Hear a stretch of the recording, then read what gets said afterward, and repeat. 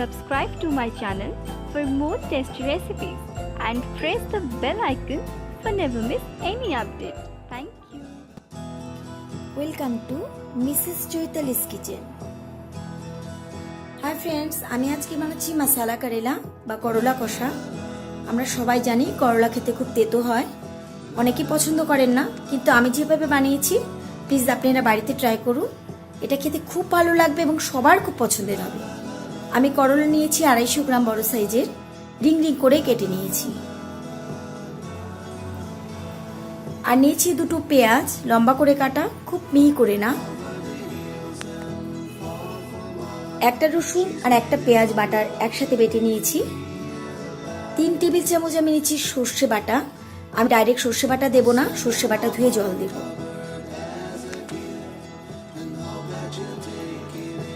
Refine oil নিয়েছি আমি 3 চামচ।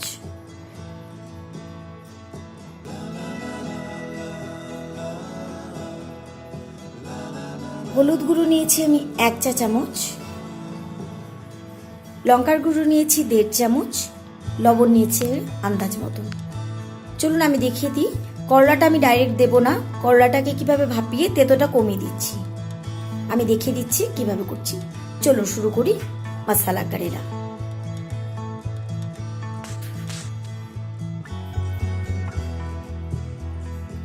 আমি একটা পাত্রে 2 কাপ জল নিয়েছি। আমি দেখিয়ে দিচ্ছি করলা তেতো ভাব কিভাবে কাটাতে হয়। 2 চামচ নুন দিয়ে দিচ্ছি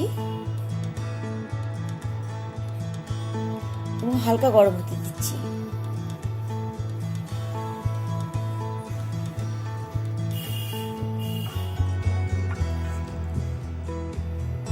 দেখুন আমার জল ফোটা শুরু হয়ে গেছে। এবার আমি আস্তে আস্তে করলাগুলো ছেড়ে দেব।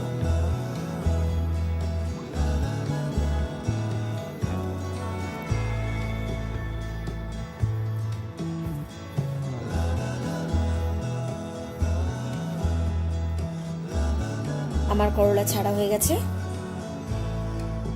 দেখুন ফোটাও শুরু হয়ে গেছে। 10 মিনিটের জন্য ছেড়ে দিন। 10 মিনিট বাদে একটু দেখে নিন করলা সেদ্ধ হয়েছে কিনা।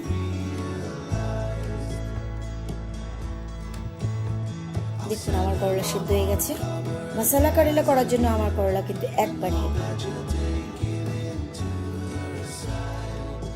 জল থেকে করলাগুলো ছেঁকে তুলে নেবেন।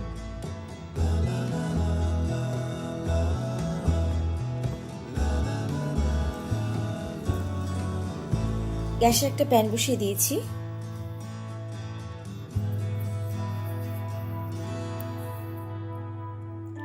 প্যানটা কিছুক্ষণের জন্য গরম হতে দিন। প্যানটা গরম হয়ে আসলে আমি তেল দিয়ে দিচ্ছি।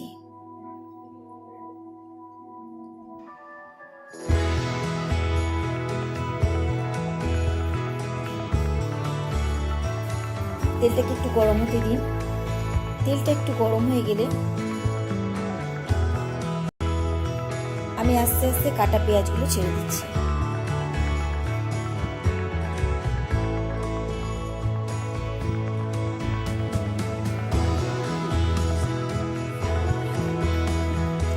খুব হালকা স্টিমে ভাজবেন, পেঁয়াজগুলো যাতে ধরে না যায়।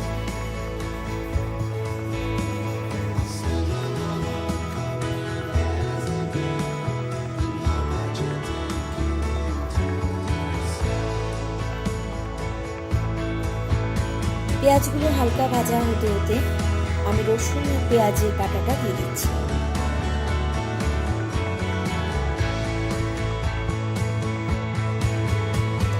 হলুদ গুঁড়ো দিয়ে দিচ্ছি।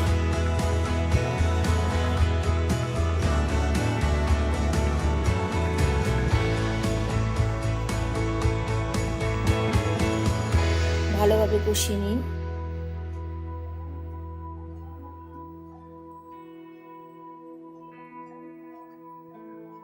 এবার আমি লঙ্কা গুঁড়ো দিয়ে দিচ্ছি।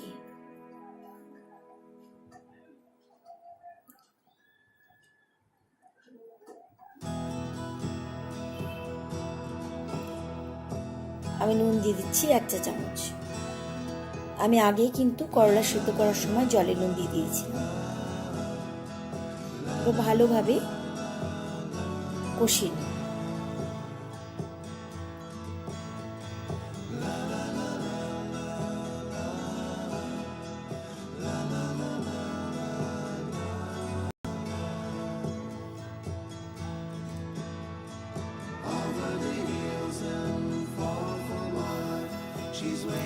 এবার আমি আগে বলেছিলাম যে ডাইরেক্ট সর্ষে বাটাটা দেব না, সর্ষে বাটার জলটা দিয়ে দিচ্ছি। ভালোভাবে সব উপকরণগুলোকে কষিয়ে দিচ্ছি।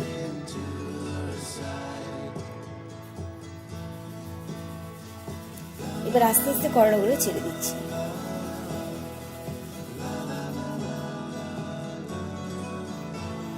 আপনারা চাইলে ঝাল একটু বেশি দিতে পারেন, আপনাদের পরিমাণ মতো ঝালটা দিয়ে দেবেন।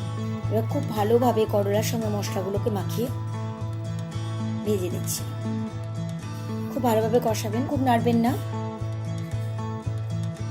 তাতে করলা ভেঙে যেতে পারে।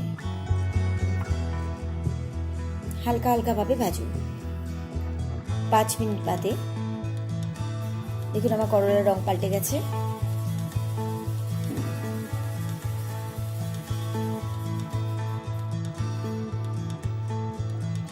হালকা হালকা করে ভাজুন।